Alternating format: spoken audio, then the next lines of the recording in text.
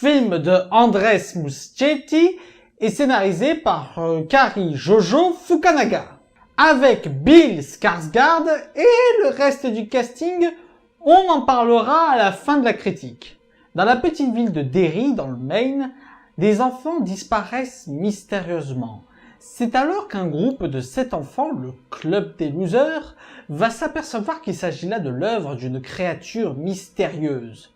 Les enfants se mettent alors en chasse de cette créature qu'ils nomment ça. Ce film était sympa, très sympa, mais il ne mérite pas tout le tapage qu'il y a eu autour. Pour cette critique, nous allons faire quelque chose de spécial. Comme je suis très fan de la mini-série dont ce film est le remake, même si adaptation serait plus proche à dire, j'ai décidé de faire les comparaisons entre les deux médias, afin de voir lequel des deux s'en sort le mieux et de pouvoir établir ce qui va et ce qui ne va pas avec ce film. Nous ferons donc un comparatif du clown, des enfants, du côté horrifique, de la musique et du scénario. Et il est évident que je ne parlerai pas des effets visuels. Le film est beaucoup plus récent et il a beaucoup plus de budget que le téléfilm. Du coup, c'est normal que les effets visuels soient bien mieux réalisés du côté du film. C'est parti! Bon, sur le fond, le clown du remake est bien plus réussi. Ils ont très bien exploité le côté créature qui manifeste toutes les peurs des enfants, et l'acteur Bill Skarsgård l'interprète plutôt bien. Bon, elle n'est pas au niveau de Tim Curry, mais il arrive à donner une personnalité à ce clown. Mais putain de bordel de merde, le design du clown veut trop en faire! C'est le gros problème de ce film. Je rappelle que si ça se déguise d'abord en clown, c'est que sa cible prioritaire, ce sont les enfants. Et chose qu'avait compris le téléfilm, le clown de Tim Curry ressemble à un vrai clown, ce qui rend plausible le fait que personne ne se pose de questions quand on le voit se pointer. Personne ne peut se méfier de lui. Mais alors celui-là, tu le repères à des kilomètres. Si un clown comme ça se pointe dans mon quartier, j'appelle les flics et je leur dis qu'il y a une secte cannibale dans le coin. Du coup, ça fait que certaines scènes ne marchent pas, notamment la scène avec Georgie. En bref, un clown réussi sur le fond, mais pas sur la forme. Les enfants sont assurément le meilleur point du film.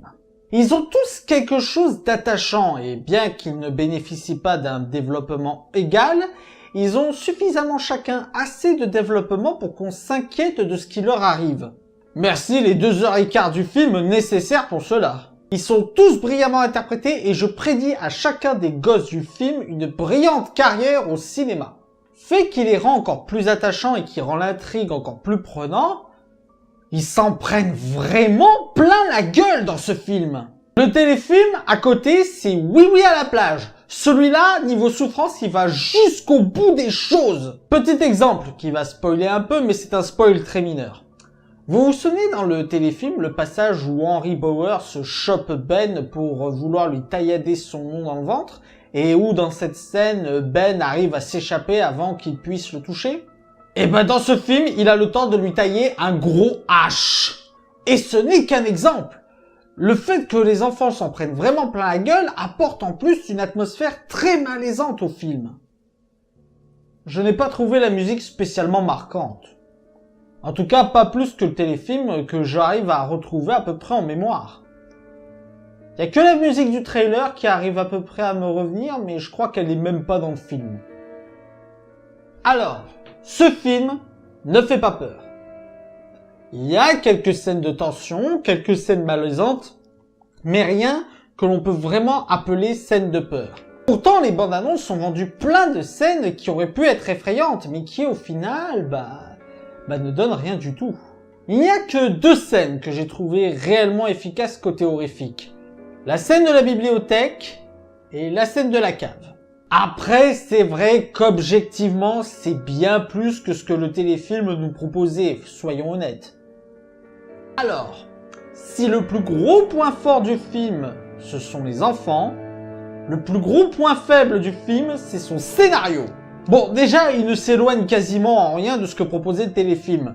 Mais en plus, il tombe dans des pièges que le téléfilm avait soigneusement évités. Dans le dernier acte du film, nous avons carrément le cliché de la princesse à sauver. C'est littéralement ça. Bon, c'est un spoil, mais c'est un spoil très léger. Et il y a un dernier point qui m'a révolté, mais là c'est carrément un énorme spoil. Alors, je vais faire vite. Rendez-vous à ce timecode si vous voulez éviter de vous faire spoiler.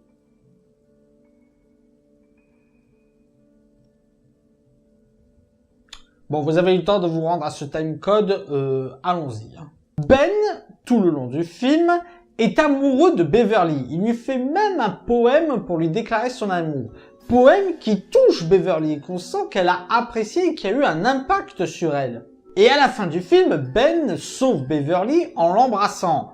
Ce qui est un peu cucu, mais qui permettait une très bonne fin à ce film et qui permettait une très belle conclusion à ce couple. Et pourtant, à la toute fin, Bill embrasse Beverly et Beverly lui rend le baiser, ce qui concrétise le couple Bill-Beverly. C'est n'importe quoi!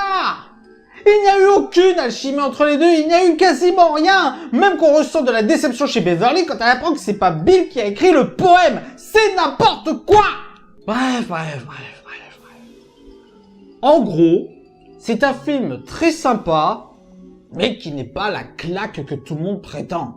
Par contre, je vous avais promis qu'on parlerait des enfants. Et je tiens toujours mes promesses.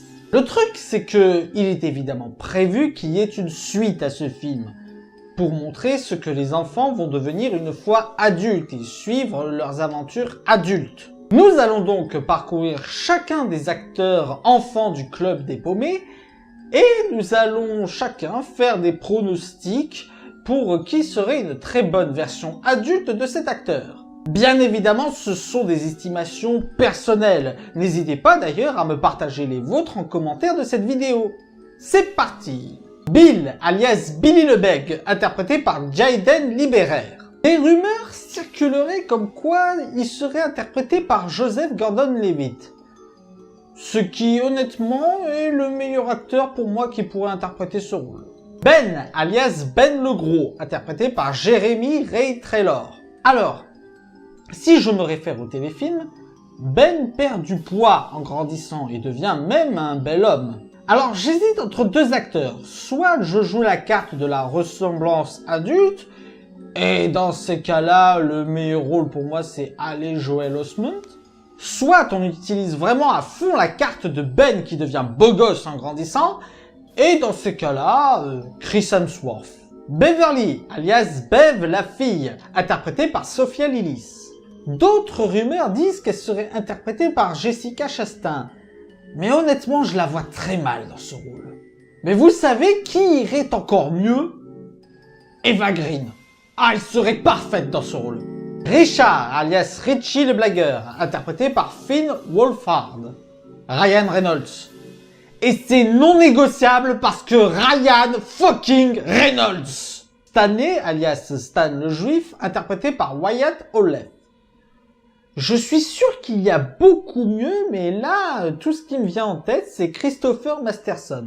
Michael, alias Mike le Noir, interprété par Chosen Jacobs. J'aurais bien dit Idris Elba, mais si ma théorie du Stephen King Cinematic Universe se confirme, ce ne serait pas bon parce qu'il interprète déjà le chevalier Roland. Oh, vous savez quoi? On va faire un pari fou. Allez, juste pour le culot. Omar Sy. Ah, si c'est un pari un peu fou, c'est vachement culotté. Mais honnêtement, pourquoi pas? Edward, alias Eddie l'asthmatique, interprété par Jack Dylan Grazer. Alors celui-là, ça a été le plus difficile à caser. Et je remercierai jamais assez Eva Madix-Queen de m'avoir fait découvrir la série Sherlock pour pouvoir choisir un acteur qui lui correspondrait parfaitement. Andrew Scott. Voilà, ça ce sont mes pronostics pour les acteurs adultes, mais n'hésitez pas à me faire partager vos impressions et même vos acteurs que vous voudriez voir dans la suite. Ça m'intéresse, très honnêtement. Voilà, c'était la critique de ça, j'espère qu'elle vous aura plu. N'hésitez pas à mettre un pouce vert si c'est le cas et à partager sur les réseaux sociaux. D'ici là, allez au cinéma, ciao!